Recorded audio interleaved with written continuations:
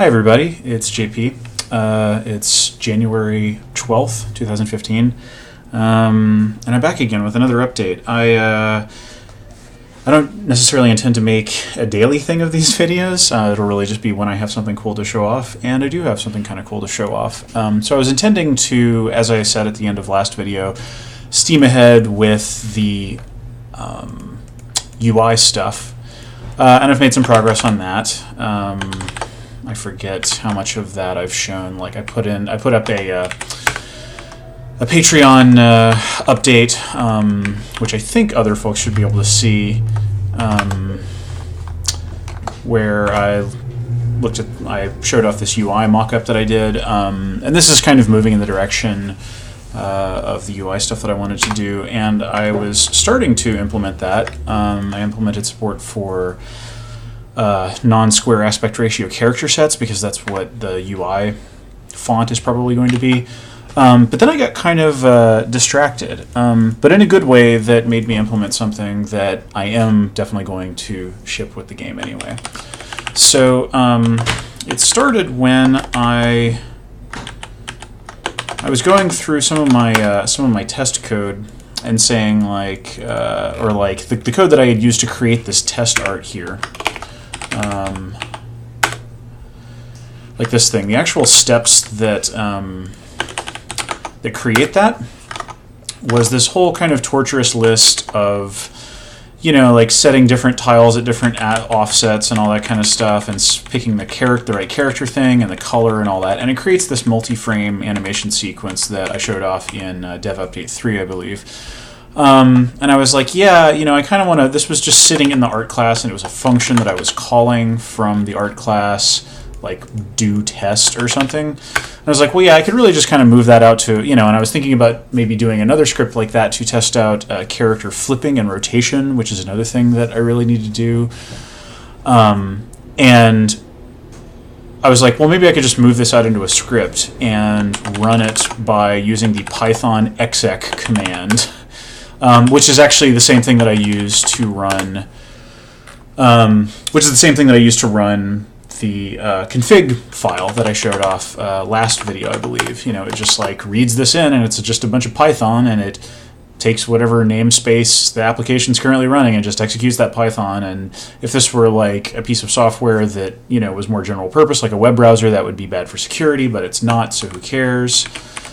And so I moved this thing out to a script file, and I was like, wait a minute, if you can just execute an art file, maybe I can wrap this with a little bit of functionality. And so I wrote this function in art called run script, to just make sure that the script is there and then executes it. And then I was like, well, yeah, what if you could just run a script once a frame or once every so often?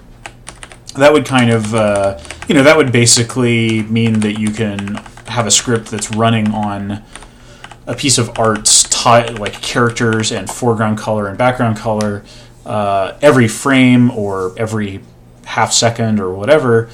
And then you get something that's kind of like, I moved another little bit of, so these scripts now live in a subdirectory beneath Playscii here called scripts, and I moved the test just change one tile per run. I moved that into a script, and then I was like, well, that's cool. So what if I just had an arbitrary program run on the art, on whatever art was currently loaded? And so that's how I ended up with this. So first of all, this is something that I made with PETSCII way back in the day, back in 2012 when I was. This is a raster converted to ASCII image of Chris Remo in the PETSCII character set. It's like the picture that Chris was using. Chris Remo of Campo Santo, Idle Thumbs, formerly Double Fine fame. He's famous. Look him up.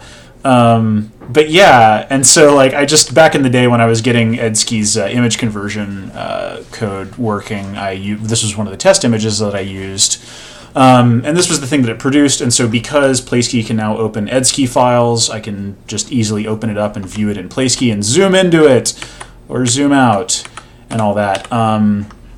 So anyway, I'm going to hit a key that will start Conway's Game of Life running on the characters in this image, and then I can hit another key to stop it.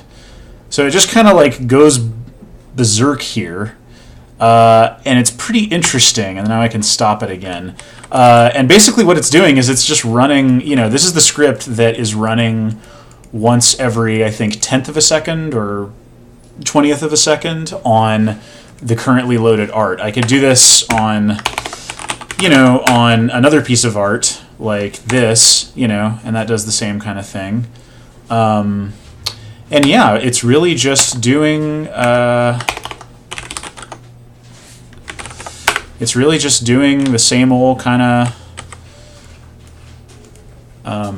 anyway, sorry. It's running Conway's Game of Life, which is a cellular automata algorithm that kind of shows up in a lot of like web applications, and it's sort of just this classic little algorithm that you can run on something that makes pixels spawn and decay and go away according to predictable algorithmic rules. And so I made a version of it here that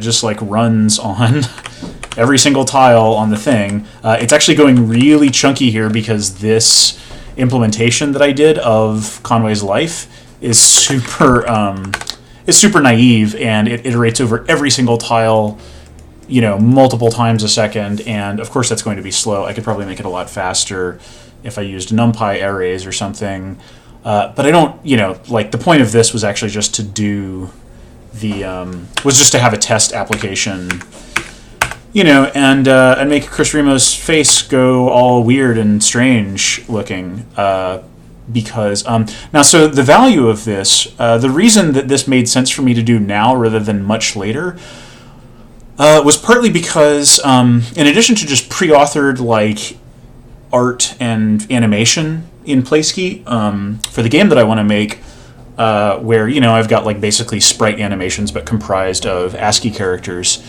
I also wanted to have things like tiles or layers whose values were simulated, so that I could do things like particle systems, where it like checks collision with other objects or just stuff within the same art dimension file, and then like run some sort of sim. And that was going to be how I was going to have certain things like maybe like particle systems or smoke or fog. I don't need, I want to be able to play with that kind of stuff because it's going to bring an interesting dimension to the look of the game that I'm making with this.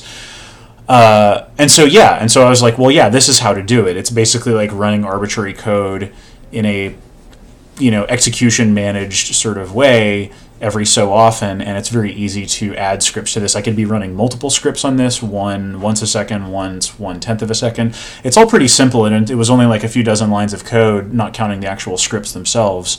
So yeah, I've got this now, and Chris Remo's face is just about completely dissolved by the ravages of cellular automata replication. But that's cool. And so and it's going all chuggy because, again, the specific script that I'm running on it is horrible. It's just really slow. But it's neat, and so that's just a cool little visual thing that I wanted to show off for y'all in a video. So now I'm probably going to get back to doing UI stuff and full steam ahead on that. But yeah, thanks for watching this little progress update, and I'll have something cool to show for you soon. Bye.